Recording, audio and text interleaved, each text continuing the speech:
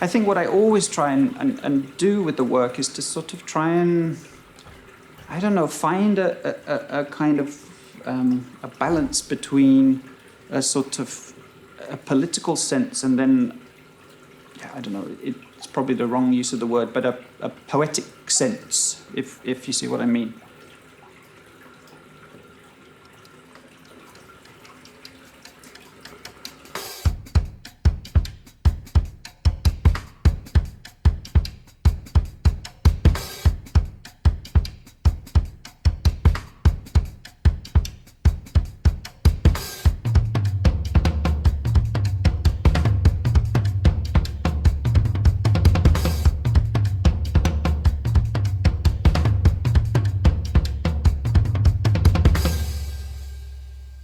I found sort of academia fairly challenging. I was a very, very bad reader and speller as a child. And I think I realized I could draw a little bit. And yeah, at school I just gravitated to the place where I sort of felt comfortable, I suppose, which was, the sort of art room. And I also had a kind of DIY dad as well, who had a fantastic workshop with lots of useful tools, and so it meant that I could kind of build stuff, and I was doing a lot of that as well. And then at a fairly young, about 11 or 12, I got very interested in photography, and I built a small darkroom in a kind of outside toilet on the side of my parents' house, which I sort of converted. It was a very makeshift situation, but that was a great kind of hideout for me when I was sort of in my early teens, and it sort of grew from there.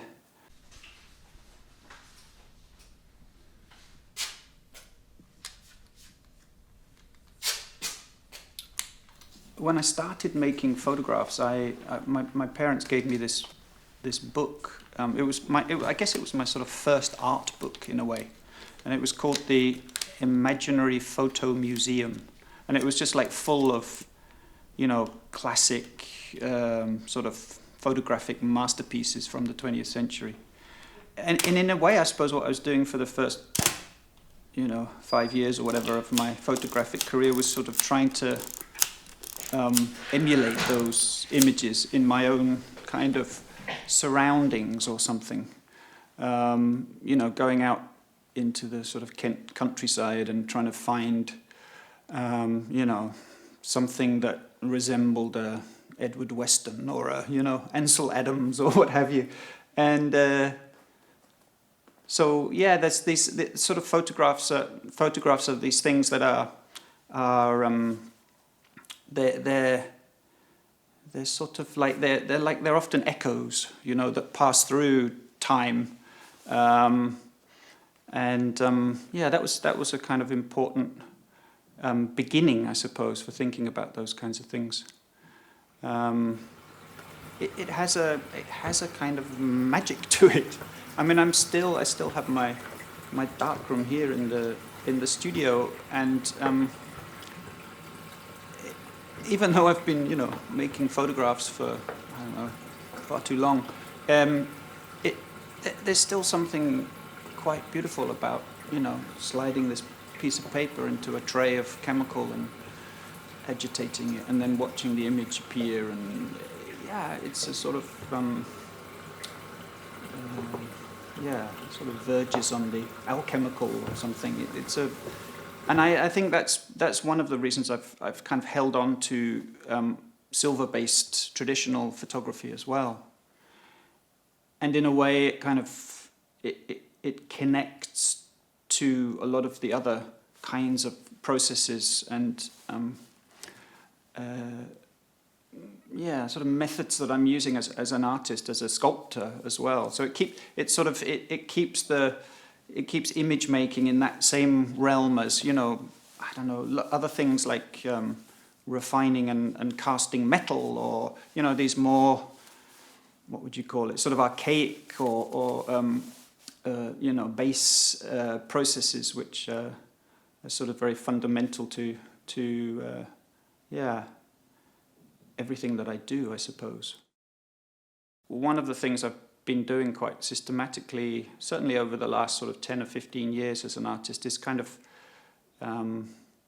sort of invoking the ghosts of dead artists as kind of, I don't know, collaborators, if you like. So making projects, connected with, Brancusi or Henry Moore or whoever it happens to be, and to sort of try and understand how a pre-existing work or body of work or what have you can start to sort of resonate in relation to the kind of contemporary moment, my moment, if you like. So yeah, there's a lot of sort of almost like a kind of seance situation going on in that process. I mean, of course, dead people are very easy to collaborate with as well. They don't argue too much, and they tend to be quite generous.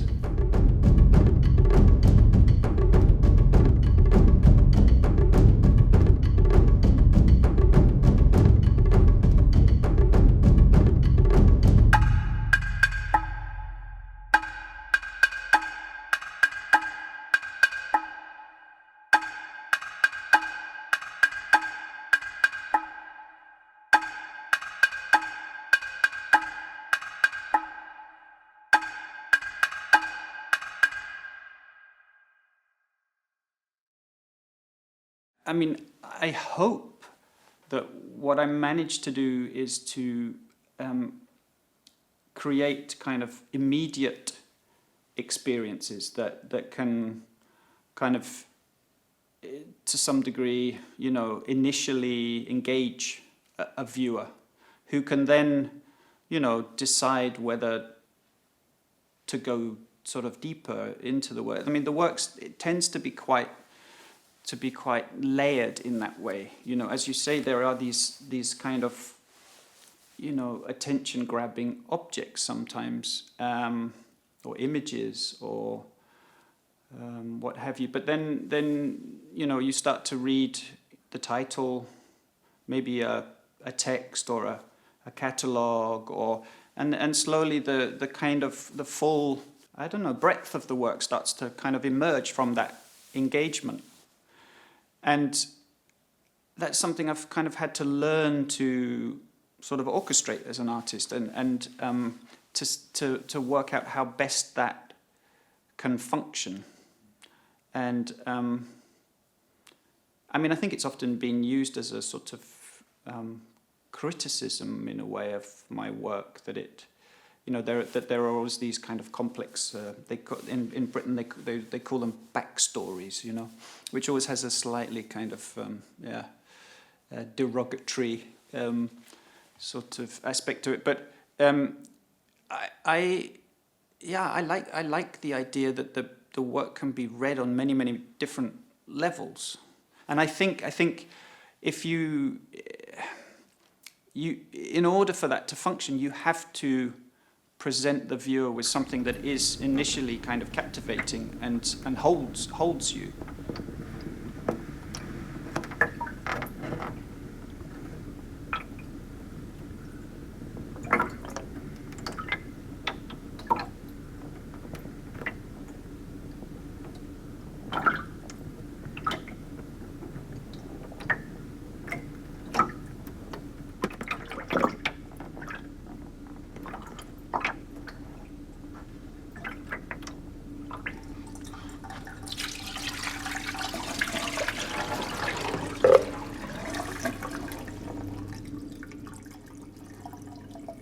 I think that idea, of kind of trying to navigate a very visually cluttered world is also related to a kind of sense of trying to slow things down, which I think, you know, a lot of the works that I make are, in a way, they're just these kind of bizarre sort of detours. You know, you're moving from A to B, or even from A to A in a way, and in order to do that, you have to kind of go on this really, really long journey, very often, you know, physically a journey, it's a very sort of, yeah, it's a very conscious decision, which I suppose is something to do with, you know, kicking against the kind of the ease of, you know, image production now. Everybody with their mobile phones and, you know, endlessly producing imagery. I was invited to do a residency in this place called Cove Park on the west coast of Scotland, on Loch Long, which is a very beautiful spot. And there they have the Fastlane naval base where they keep the nuclear submarines. And there's a mountain a little further up the valley which is hollowed out to house the British nuclear arsenal. And it's one of the most surveyed bits of land anywhere in the world, I think. If you look at it on Google Maps, there's a kind of permanent cloud over it so that, you know, the Russians or whoever can't see what's going on. And so it's a very charged kind of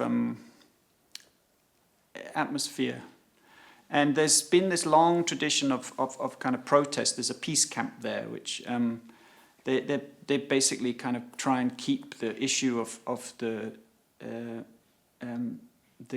naval base in the media. You know, they plant hundreds of thousands of daffodils on the hillside to create a C and D sign in the springtime, or they're trying to stop these huge submarines with their little canoes or whatever it is, you know, to try and kind of, you know, get under the skin of the Royal Navy. And I once took a group of students from Frankfurt there to visit, and this guy called Commander Bill, he gave us a tour of the naval base, and he was kind of clearly very conscious that what he was presenting to us was kind of abhorrent in a way, and his PowerPoint presentation was interspersed with moments from British sort of situation comedy, slapstick moments, and he was trying to kind of, I don't know, win over these kind of rather skeptical German art students. And these kind of slapstick moments, they sort of planted this idea, I suppose, of a work which evolved into this piece, Autoxylopyrocycloboros, which is a kind of self-defeating voyage, a boat that kind of eats itself to sort of fuels its own destruction.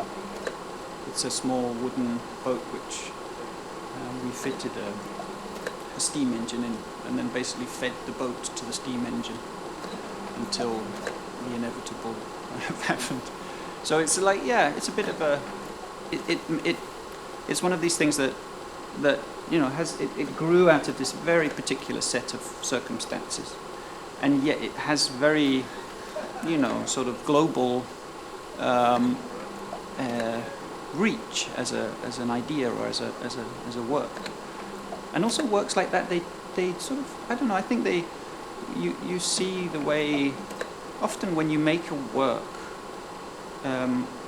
you know, it kind of gets largely ignored by most people, and then slowly through time it kind of enters into some kind of sense of a broader culture and gets written about a bit, or, you know, sort of assimilated somehow, and suddenly it's become this thing that you know people know, and that's really nice, and it's very nice when you get a chance to make these, you know, these bigger kind of survey shows of your work, and you bring out some of these old projects, and suddenly they're like, people greet them like old friends or something, and that's a very nice thing.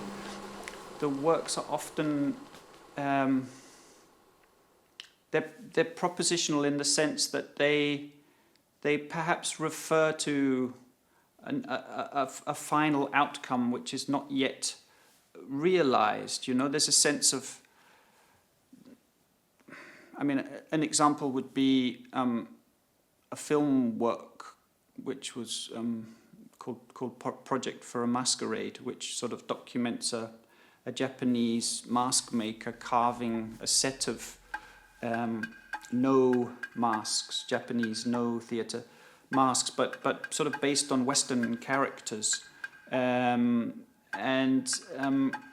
that work it suggests the ultimate making of a play, but the play is never realized. It's a proposition for that, and I think that's quite sort of typical of many of the works that I make. They kind of, in a way, for me, I think it's something to do with this idea that it's more about the journey than the point of arrival, if you see what I mean. My interest in kind of process and travel, and it's about how you get there and not where you get to, if you see what I mean. And that's I think that's very closely related to this idea of the works as kind of propositional things, and maybe they sort of talk to a sense of possibility of something different.